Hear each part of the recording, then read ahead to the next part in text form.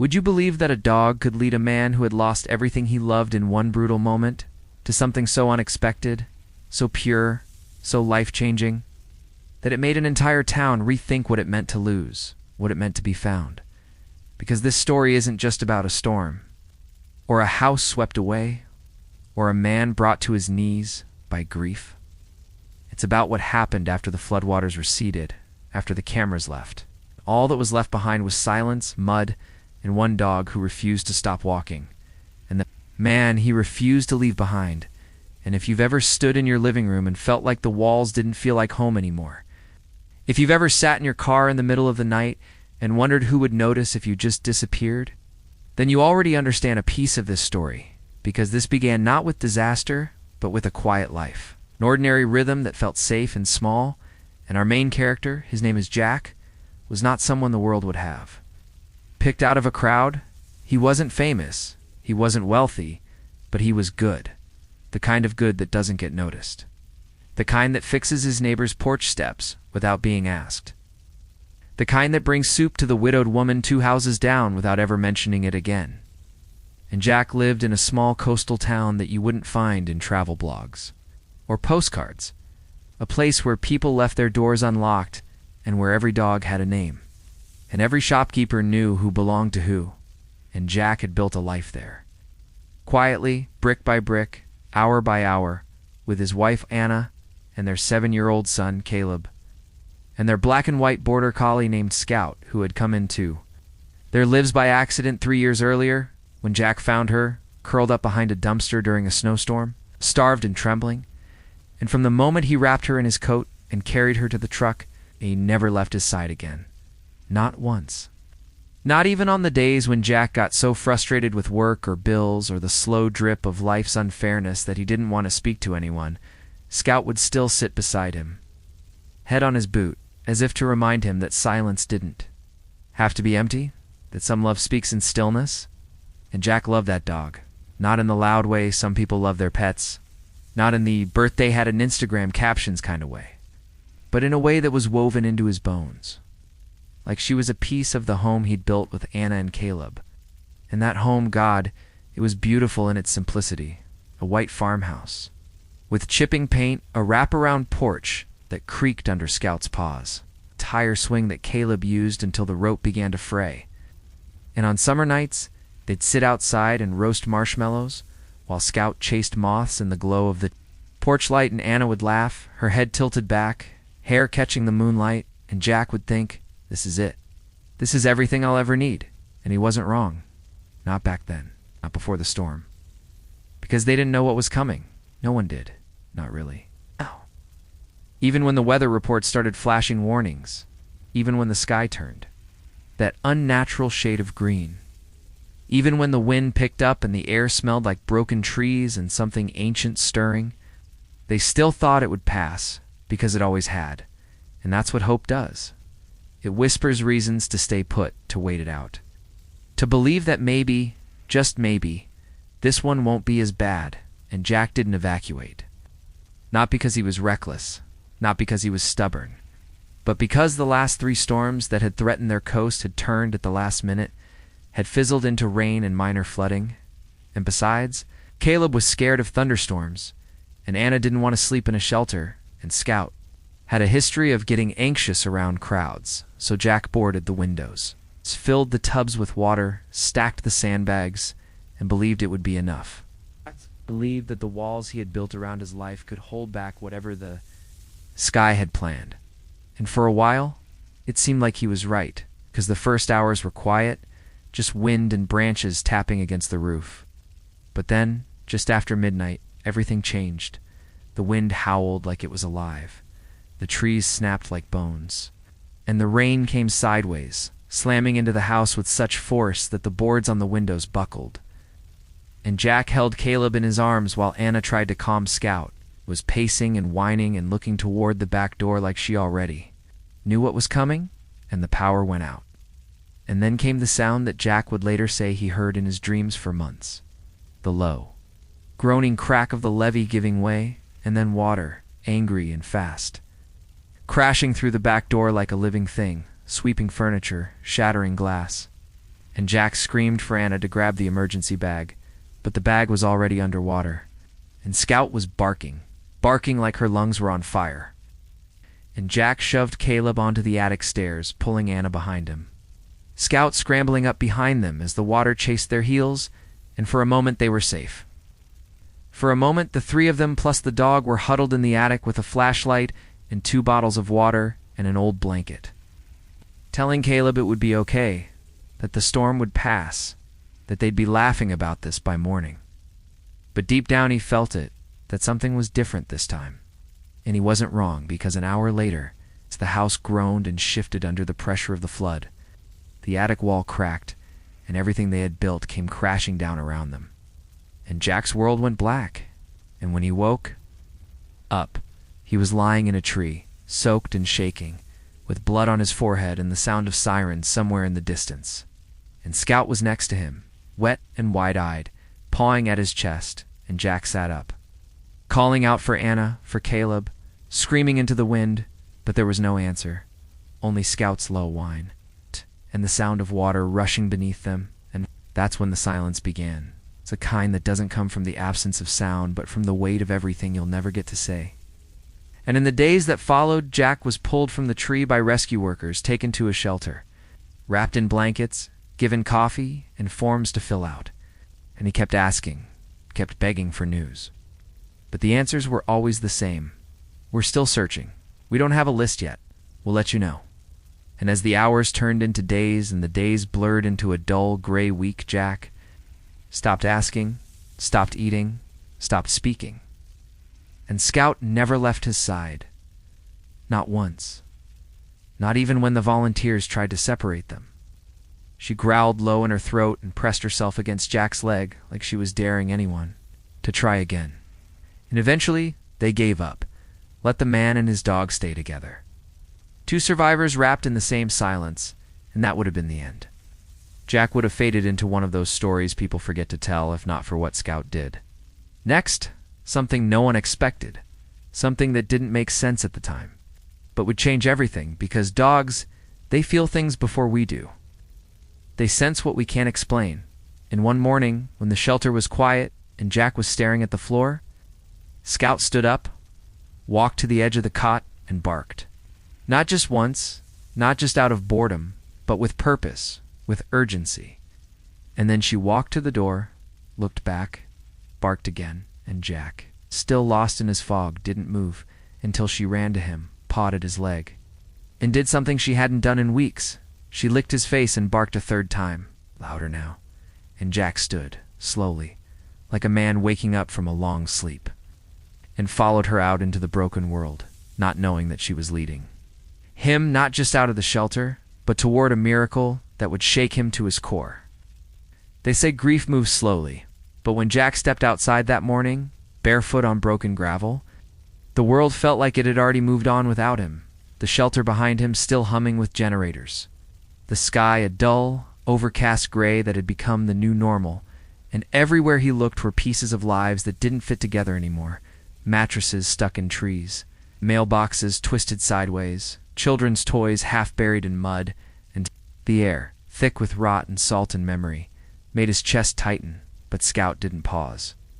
She just walked, her tail low, nose to the ground, weaving through debris with a confidence that felt unnatural, like she wasn't just looking for a place to go, but like she knew, with the same silent certainty she had always carried, exactly where she needed to be, and Jack, still dazed, still hollow from the weight of everything he couldn't face, followed her, step by heavy step, past a church with its steeple snapped, in half past a diner where he and Anna once split pancakes on Sundays, past the old bus stop where Caleb had waited every morning with his oversized backpack and crooked smile. And every place Scout passed seemed to tug at him in new ways, reminding him not of what he had lost, but of how much had once been there. And she kept going, through flooded streets and fields now covered in silt, never stopping, never looking back, and Jack began to realize that this wasn't just a walk, it was something else. Something she felt deep inside her bones, and he remembered back when she was astray. She would stare at certain alleys or turn down roads they had never taken, as if drawn by some invisible thread, and now, watching her, it felt the same, like she was being pulled by a force he couldn't see. And he didn't ask questions, didn't speak, just kept putting one foot in front of the other until his legs ached and his shoes filled with mud and the sun. Hiding somewhere behind the clouds began its slow descent, and still Scout pressed on. Into a part of town that Jack hadn't visited since the storm, an area once filled with small homes and makeshift businesses, now flattened into silence, and that's when she stopped. Suddenly nose high, ears alert, her entire body tensed. Like a coiled spring, and Jack froze too, heart pounding, because in that moment, everything around them felt impossibly still. Like the earth itself had taken a breath, and then Scout turned sharply and ran fast, across the rubble, through the remains of a collapsed fence, past a pile of overturned furniture, and Jack chased her, stumbling over broken beams and rusted nails, yelling her name, but she didn't stop. Didn't even glance back until she reached what once might have been a garden shed, now half collapsed. Its roof bowed in the middle, and Scout began to bark, deep and urgent, the kind of bark Jack hadn't heard since the night of the storm. And she circled the structure, digging at the base of the door, barking louder now, pawing at the frame with such intensity that Jack's heart dropped into his stomach. And he ran forward, pulling at the door, yelling for help even though no one was around. And when he finally got the door open, the smell hit him first. Mildew, rot, damp earth, but beneath it, something else, something alive. And he saw her curled up in the far corner, her arms wrapped around a tiny figure, her body trembling, hair matted with mud and dust, eyes wide and wild. And Jack stumbled backward, mouth open, because it couldn't be, it wasn't possible. But it was Anna, and in her arms, unmoving but breathing, was Caleb. And Scout let out a sound Jack had never heard before. A whimper laced with relief and desperation, and Jack fell to his knees, crawling toward them, crying, laughing, touching their faces like they might disappear if he blinked, and Anna whispered, something too soft to understand, and Jack just held her, held both of them, until the sky grew darker and the stars came out. And Scout sat beside them, tail curled, watching like a sentry who had fulfilled her duty. And Jack kept whispering, "How?" over and over, until Anna, her voice hoarse, said, "She led me here, after the roof collapsed, after the water. She found us, Jack, and stayed until I passed out." And Jack looked at Scout, at the mud on her legs, the cuts on her paws, and realized she had saved them, not just once, but twice, had dragged them from death, and guarded them through the cold and dark and silence. And that night, under the collapsed roof of what was once just a forgotten shed, Jack understood something he had never fully grasped before, that loyalty doesn't always come in the form of obedience, that love isn't always loud, that sometimes the greatest miracles come wrapped in fur and mud, in a silence so steady it feels like home. And the next morning, when rescuers found them curled together in the dirt, when the news trucks arrived and the cameras clicked, and everyone wanted to know the story of the dog who led a man to a miracle, Jack just held Scout's face in his. Hands kissed her forehead and whispered, "You're the reason we're still a family." And she licked his cheek once, then rested her head on his knee, and for the first time in weeks, Jack allowed himself to believe that maybe, just maybe, they were going to be okay. The moment they were found, the world changed. It's not just for Jack, Anna, and Caleb, but for every person who had stood in the shelter wondering if miracles still happened, because word traveled fast in a town where nothing ever did, in the story of the man who lost everything but was led by his dog to the impossible, made it into papers and websites and news anchors. Voices that usually only talked about politics or sports, and suddenly, Jack was no longer anonymous. No longer the man sitting silent on the edge of a cot with grief hollowing his face. He was a headline, a symbol, a walking reminder that sometimes loss doesn't win, and every local station wanted an interview. Every news van showed up outside the shelter. Even as they were moving Anna and Caleb to a hospital across state lines for care and rest and evaluation, Jack didn't want to talk, not really, not when his wife was still too weak to sit up for long. Not when Caleb flinched at every gust of wind, but they kept asking, and he kept saying no, until someone from a shelter volunteer group said, "If you tell the story, people will believe again." And something about that stuck, because Jack remembered what it felt like to sit in silence, to believe the world had ended. And if hearing what Scout had done could give someone even one moment of hope, then maybe it was worth it. So he sat in front of a camera, Scout at his feet, and told the whole thing, from the quiet life before the storm, to the attic, to the flood, to the shed. And the way Scout had never given up, had known exactly where to go and when. And when he said the words, "She saved us," his voice cracked the way roads do after rain. And people all over the country, watching on phones and televisions and tablets, cried with him. Strangers in cities they'd never visit, parents clutching their children tighter, dog owners hugging their pets just a little longer that night, and Scout, still as ever, just rested her chin on Jack's boot and looked at the camera like she already understood what was happening, like she knew she wasn't just a dog anymore. She was a chapter in other people's stories now, and in the days that followed. Gifts arrived, letters, sketches of Scout drawn by school children in crayons and pencils. One card from a boy in Ohio that read, "Dear Scout, I used to be scared at night, but now I think of you and I feel brave." And Jack read every single one out loud to her, even the ones with misspellings and tear-stained paper. And though Scout never reacted with barks or tail wags, she stayed close, always close. And Jack began to notice something, a quiet shift. In her, not obvious at first, but subtle. She slept more during the day, took slower steps when walking, and her once unshakable attention seemed to drift now and then, like she was listening to something far away.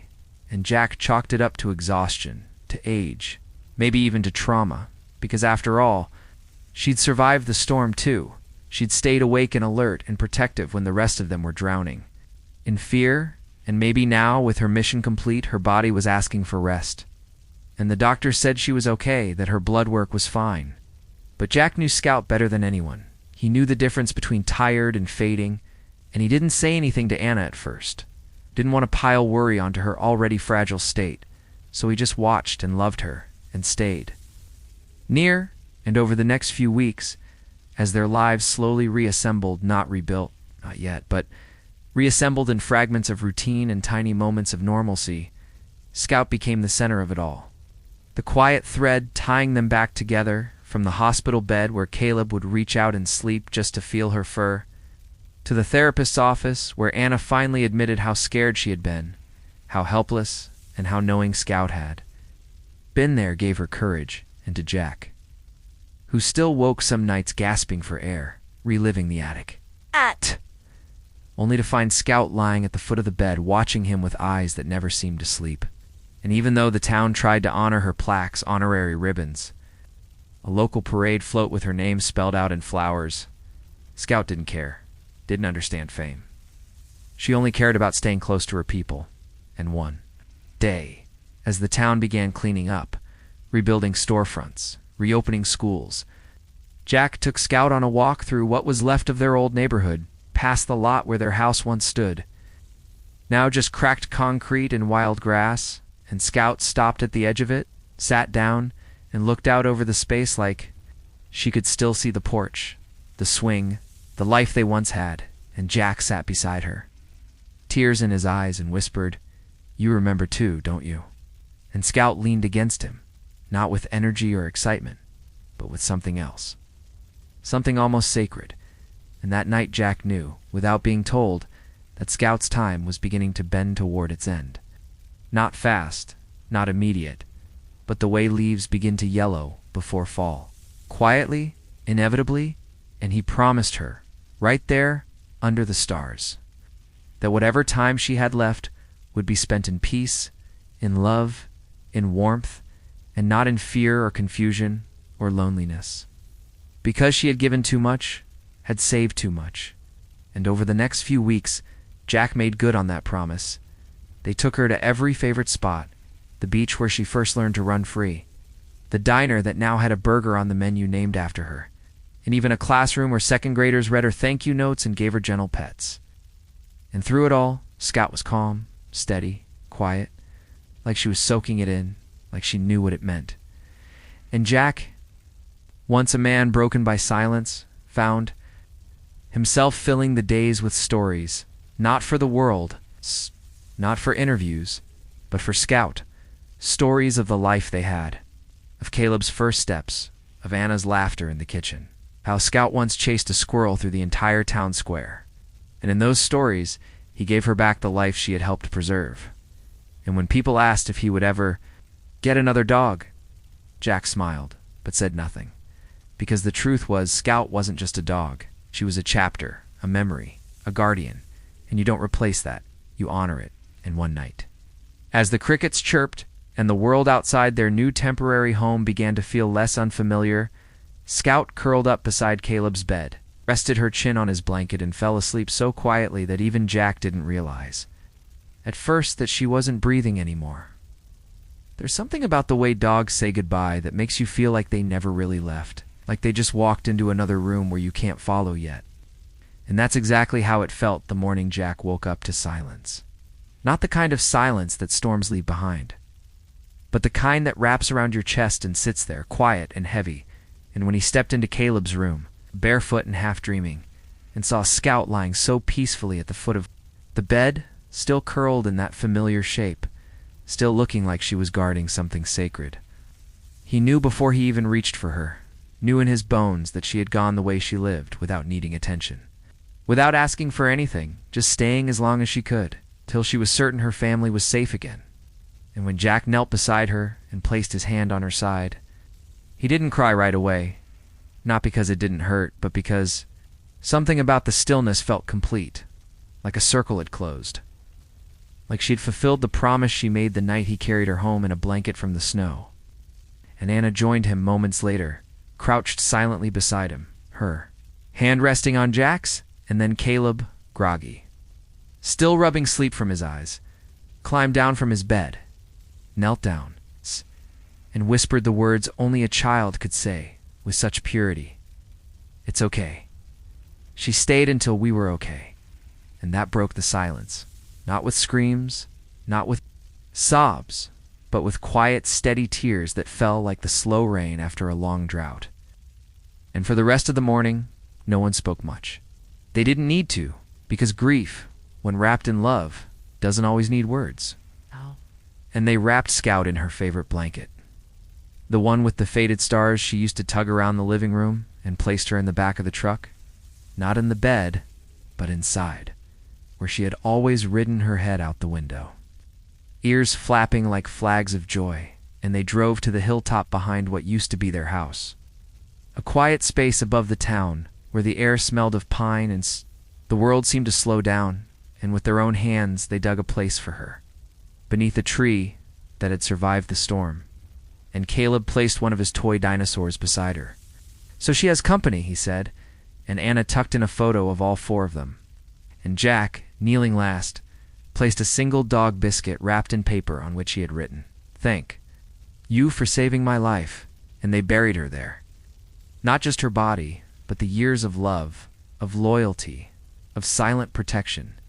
And when it was done, they sat there, until the sun began to sink low, painting the sky in colors that made everything hurt a little less. And the town responded in a way no one expected, not just with flowers or cards, though those came in dozens, but with stories, hundreds of them, written in emails and handwritten letters and voicemail recordings. Stories of people who had been afraid to hope, who had been drowning in their own losses, who found something in Scout's story that helped them breathe again. And Jack read them all, every single one, sometimes aloud to Anna, sometimes quietly to himself late at night, and slowly he began to realize that Scout had done more than save them from the storm. She had saved something inside people everywhere, something they didn't know they had lost. And so, when the town offered to build a statue in her honor, Jack said no, not because Scout didn't deserve it, but because she wouldn't have wanted to be made of stone, standing still and unreachable. So instead, Jack asked for something different, a community dog garden, a place where people could bring their pets, sit in the grass, tell stories, cry if they needed to, laugh when they could, and in the center of it all, a tree just like the one where Scout was laid to rest. And beneath that tree, a bronze plaque with no grand words, just the ones that meant the most. She stayed until we were okay, and the day the garden opened, dozens of people showed up, many with dogs, some with photos, and everyone had a reason for being there. And Jack, standing beneath the tree with Anna and Caleb, felt something shift inside him, not the ending of grief, because that never truly ends, but the moment where grief becomes gratitude, where pain becomes purpose.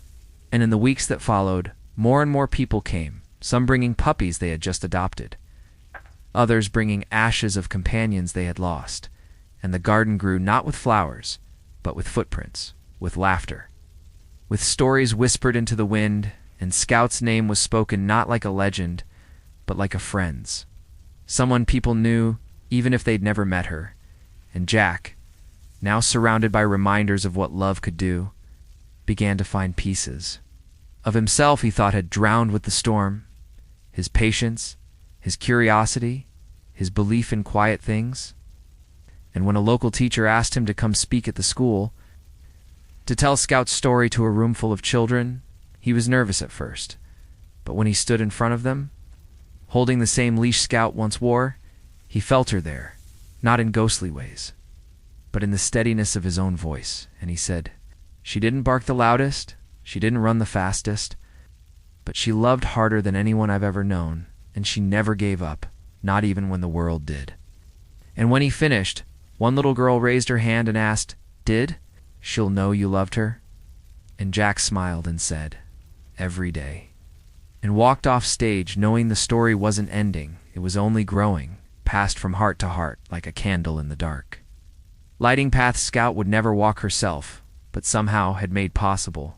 And that night, back on the hill beneath the stars, Jack sat beside her resting place, Caleb beside him, Anna holding both their hands, and for the first time since the storm, he whispered something that didn't sound like grief, didn't sound like pain, but something softer, something almost like peace.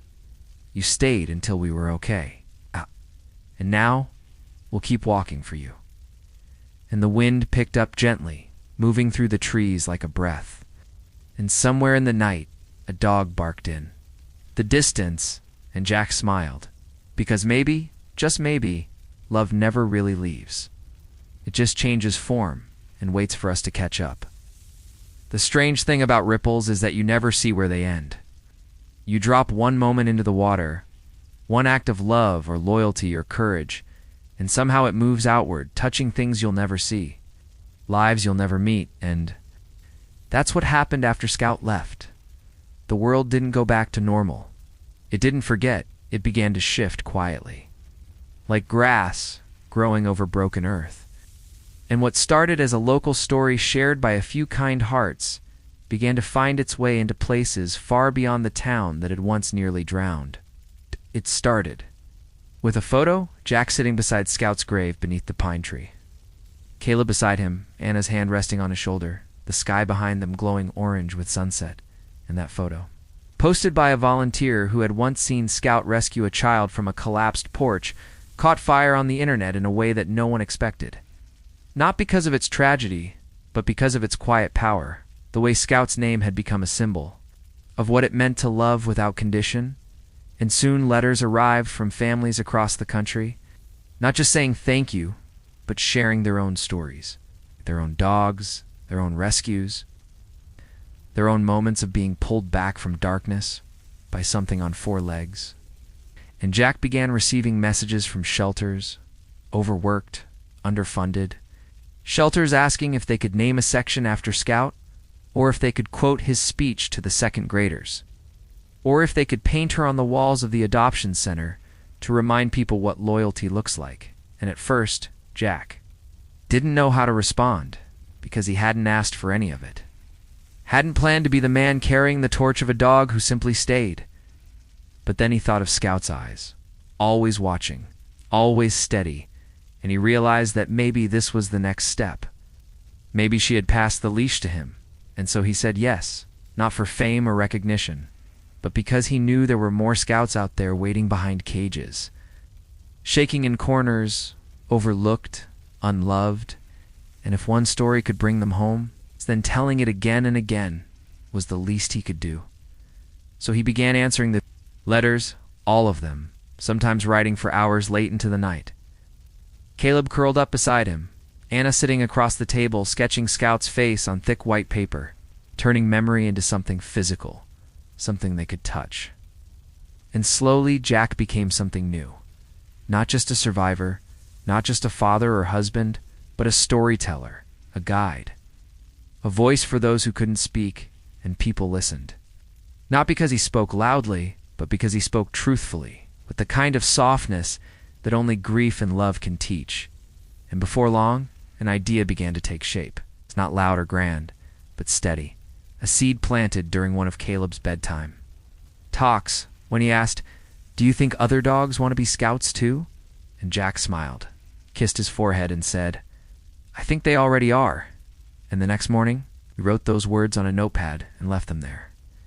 But they stayed in his mind, and weeks later became the mission to help dogs become the heroes they already were. To give families a chance to find what he had nearly lost, so he started with a small grant from a local nonprofit. One that had followed Scout's story and wanted to help, and with it, Jack created the Stay Project, a small volunteer network dedicated to pairing at-risk shelter dogs with families who had recently experienced loss, trauma, or displacement. Not as therapy dogs in the clinical sense, but as companions, steady presences, quiet shadows to sit beside aching hearts. And the project grew faster than he expected, not because it was perfect, but because it was honest. Because when Jack walked into homes carrying a collar and a soft blanket and sat down and told them, "This isn't about replacing what you've lost. It's about being reminded that something still wants to stay with you," people opened their hearts, and the dogs did the rest. And some days were hard.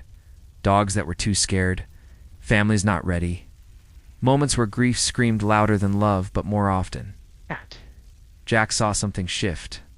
A child who hadn't spoken in a month curl up beside a dog and whisper a story. A veteran who hadn't smiled in weeks, cracking a grin when a goofy mutt climbed into his lap. A widow planting flowers with a shepherd beside her like a statue of comfort. And Jack began to feel Scout in all of it. Not as a ghost, not as a memory, but as momentum, as wind behind every decision. And Caleb, growing taller, began helping too, drawing welcome cards for each dog, writing messages like "You're safe now," and "You'll always be enough." And Anna, whose hands had once trembled at the thought of rebuilding, began painting murals, dogs looking out over sunsets, curled up under trees, waiting at doorways, and each one had Scout's eyes, steady and warm, and they placed one on the wall of every new shelter they worked with, until towns Jack had never visited began calling, asking for visits, for stories, for a sign that the story they had read was more than just a headline. And Jack went, not because he had answers, but because sometimes presence is enough. And everywhere he went, people shared stories of dogs who refused to leave a burning house, of dogs who slept beside hospital beds, of dogs who followed children home and never left again. And each story, though different, felt like a branch of the same tree Scout had planted, and the Stay Project began receiving donations, notes, pawprints from all over in one afternoon. While sorting through the mail, Jack found a letter with no return address. Just a simple note that said, "She helped me choose life," and he folded it, pressed it to his chest, and cried. Not because he was sad, but because the ripples had reached farther than he'd ever imagined. And that night, sitting under Scout's tree, he whispered, "You're still saving people, girl." And the wind moved gently through the branches, like an answer only the heart could hear. It had been nearly a year since Scout's last breath, a year of ripples, of stories, of slow healing that came not all at once but in moments, a child's laughter returning to a quiet home, a family planting sunflowers where mud once buried, memories, a storm survivor hugging a shelter dog like they were saving each other in real time, and Jack had come to believe that most of what Scout left behind had already revealed itself, that the pages of her story had been gently turned, read and shared with the world until one overcast morning in early spring. Just as the flowers outside the community dog garden began to bloom in quiet defiance of the past, Jack received a knock on his door that shifted everything he thought he knew. A knock that felt different before he even opened it, and when he did, standing on the porch was a woman in her early 60s, bundled in a navy jacket too big for her frame, holding a folded photograph in her hands. And Jack, who had seen hundreds of visitors over the past year, donors, volunteers, reporters, grieving families, paused, because she didn't say a word at first, just stared down at the picture like she wasn't sure she was ready to speak, and then, after a long silence, she looked up, tears already in her eyes, and whispered. Her name wasn't always Scout, and Jack's breath caught, because even before she said anything else, he knew, in that deep, indescribable way people sometimes know things they've never been told, that this woman wasn't here for a tour or a thank you. She was here for something unfinished, something buried under time and grief. And she stepped forward, hands shaking, and handed him the photo, and there she was, Scout. Younger, thinner, cleaner, wearing a red collar with a silver tag that read Maggie, sitting beside a young man in a military uniform, smiling at the camera like he didn't know it would be the last photo he ever took before leaving for his third deployment. And Jack stared, mouth slightly open, heart hammering. And the woman, now crying, said, "That's my son, Adam. He rescued her when she was just a pup, found her on a training base in Texas. She was his shadow for 5 years," and Jack sat down slowly on the porch step, still holding the photo, and the woman joined him, explaining how Adam had adopted Maggie Scout, how they were inseparable, how she would follow him onto planes, into hospitals, through rain and desert, how she was more than a service animal, she was family, and then came the deployment, the one that was supposed to be 6 months, but turned into a year in 1 day. The knock came to her door, the kind no mother ever forgets, and Maggie, who had been staying with her in the meantime, waited at the front door every evening for weeks, then one night just disappeared. No digging, no struggle, just gone. And the local vet said sometimes dogs go searching when their heart breaks. And they looked for her for months. Flyers, calls, shelters, nothing. Until last week, her niece sent her a link to the Stay Project and said, "A dog named Scout looks a lot like Maggie." And when she saw the videos, the pictures, the footage of Scout rescuing Jack's family, she fell to her knees, because it was her, older, grayer, but undeniably Maggie. And she didn't come here to take her back, she said. Didn't want to rewrite the ending. She just needed to see where her boy's dog had landed. Needed to know that Maggie, Scout, had found someone else to love, someone who needed her.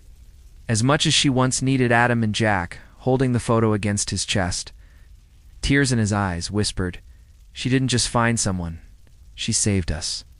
And the woman nodded, wiping her cheeks, and they sat like that for a long time. Not as strangers, but as two people who had loved the same soul in different seasons. And eventually Jack stood, brought her inside. Showed her the corner of the house where Scout used to sleep, the blanket she had loved, the wall of drawings and letters sent in her memory. And the woman, her name was Denise, traced her fingers along a crayon drawing Caleb had made, and smiled, not with sorrow, but with gratitude. And when they drove up to the garden beneath Scout's tree, and Denise knelt beside the marker and placed a small American flag in the ground, she whispered, "You always did find the ones who needed you." And Jack stood behind her, hand on her shoulder, and said, she never forgot him, you know. Every now and then she would stop and stare at the sky like she was listening for someone. And Denise nodded, saying, "He always told me she'd listen better than any human ever could." And that night, when Denise left with a bouquet of wildflowers from the edge of the garden and a promise to return, Jack sat beside Scout's grave again, the photo of her and Adam now framed and resting beside the others, and whispered, "You were always meant for something bigger than any of us." And for the first time in months, he didn't feel the ache of loss so sharply, because now he understood Scout had lived 1,000 lives in one body, had loved more than one family, had carried more grief than most souls ever hold. And through it all, she had never stopped showing up, never stopped choosing to stay. And Jack realized that maybe the miracle wasn't that she saved them from a storm, or even that she found her way back to love again, but that even after heartbreak, Even after being lost and alone, she still gave her heart freely, fully, again and again. And he closed his eyes, let the wind move through the grass, and said, "Thank you for choosing us too." It had been nearly 15 months since the storm, since the attic, the rescue, the loss, and the quiet rebirth that followed. And Jack had begun to believe that the Journey Scout had set in motion her ripples through towns. Hearts, shelters, and silent homes had settled into something steady, something sacred and local and whole. But as it often happens with stories that touch a raw, universal truth, Scout's legacy continued to grow.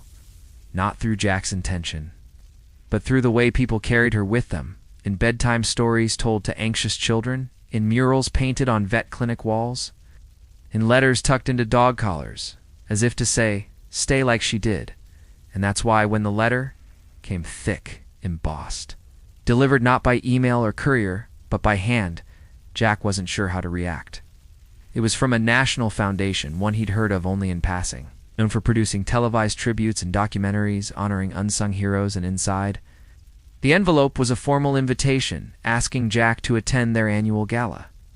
Not as a guest, but as a featured speaker, a segment presenter, to introduce the story of Scout to the world on a stage watched by millions, broadcast across networks, reshared through every imaginable screen. And Jack read it twice, 3 times, setting it down, picking it up again, not because he didn't understand what it meant, but because part of him had never imagined Scout's story needing a stage so big. And that night, sitting at the kitchen table with Anna and Caleb, he read the letter out loud, and when he finished, the silence that followed wasn't heavy or hesitant. It was thoughtful, like all 3 of them knew it was more than just Anne. It was a decision about scale, about legacy, about how far to let the world into something so deeply personal. And Jack found himself staring at Scout's collar hanging by the front door, the red fabric fraying at the edges, the tag gently spinning in the breeze of the open window, and he asked out loud, would she want that? And Caleb, older now, wiser in ways grief often makes children, said, "I think she'd want more people to be brave." And Anna nodded, adding, "And more dogs to be seen." And so Jack said yes, not with a signature, but with a quiet email. In a single sentence, "If it helps one person stay when they feel like leaving, we'll tell it." And 2 weeks later, Jack was on a plane to New York City. The first time he'd flown since before the storm, clutching a photo of Scout tucked inside his jacket pocket. And when he landed, he was met by a woman named Diane Kindide, calm-voiced, who introduced herself as the producer and handed him a schedule, a list of rehearsals, sound checks, cues, and time slots. And though Jack had spoken at schools and shelters and small auditoriums, this was different. Towering stages, lights that felt more like interrogation than illumination, camera crews moving like choreography. And the night before the event, in a quiet hotel room overlooking a skyline Scout had never seen, Jack sat with his hands folded, heart pounding, wondering if he was doing the right thing, if Scout's memory was meant for this kind of brightness. And then he looked down at his wrist, where Caleb had tied a small woven bracelet that morning before he left, red and black, Scout's colors, and written in marker along the inside. She stayed. Now it's your turn. And something in Jack stilled, like the moment before sunrise. And when the next evening came, and the curtain rose, and the music swelled, and the host called his name, Jack walked out into the light with the steadiness of someone who was no longer speaking for himself. In the room, full of celebrities and strangers and silent tears, fell quiet as he began, not with grandeur, but with the same words he had said to a second-grade class over a year ago. She didn't bark the loudest, she didn't run the fastest, but she stayed, and because she did, we're still here. And he told the whole story, beginning to end, the attic, the water, the tree, the moment Scout stopped walking, the stranger who showed up with a photo and a past no one knew, and he ended not with applause but with silence. And into that silence, he placed a question, soft but certain. What would the world look like if we all stayed a little longer, listened a little deeper, loved without needing to be thanked? And then he walked off stage, not waiting for applause. And behind him played a video clips of Scout, the garden, the drawings. Caleb's hands petting her fur one last time, and the room stood, not in noise, but in reverence, and afterward. The messages came not just from dog lovers, but from soldiers, teachers, foster parents, even people who hadn't touched a dog in decades, all saying some version of the same thing. She reminded me that loyalty is enough. And over the coming days, the Stay Project's inbox overflowed. The donations poured in. The shelters called faster than Jack could answer. And one morning back home, as he stood beneath Scout's tree, watching Caleb toss a ball to a clumsy puppy that now lived with a family who had lost their own during a fire, Jack whispered, "I think she'd be okay with this." And the wind moved through the leaves like a nod, and later that week he received one last call, not from a donor, not from a network, but from Denise, Scout's first family, who had watched the speech from her nursing home common room with a group of veterans, all holding tissues, and she said, "You gave her." Back to him and Jack. With his voice cracking, said, "She gave herself to all of us." And that night, sitting at his desk, he wrote one more line in the journal he had kept since the storm. One line that summed up everything the world now seemed to understand. Some dogs don't just stay in our homes, they stay in our story. Some miracles don't happen in fire or light or flashes of wonder. They happen quietly, slowly, in the soft weight of a sleeping dog at your feet. In the way a child laughs again after silence. In the moment a man who once lost everything stands beside someone else who's just starting to rebuild and says, "You're not alone." And that's exactly what Scout's final gift became, not a single miracle that ended a story, but a seed that grew into 1,000 quiet ones each. Rooted in the simple truth she lived every day, to stay, to love, to walk beside, even when the path was broken. And as the months passed, the Stay Project blossomed beyond what Jack ever dreamed. No longer just a movement, but a community, shelters modeled after her quiet loyalty, volunteer programs for pairing grief-stricken children with abandoned dogs, school curriculum that taught kindness through her story, veterans meeting in parks named after her, rescue dogs named Scout in dozens of towns across the country. And yet through all the growth, Jack made sure her story was never twisted into something she wasn't. Not a brand, not a slogan, not a statue meant for cameras, but a reminder, a living one.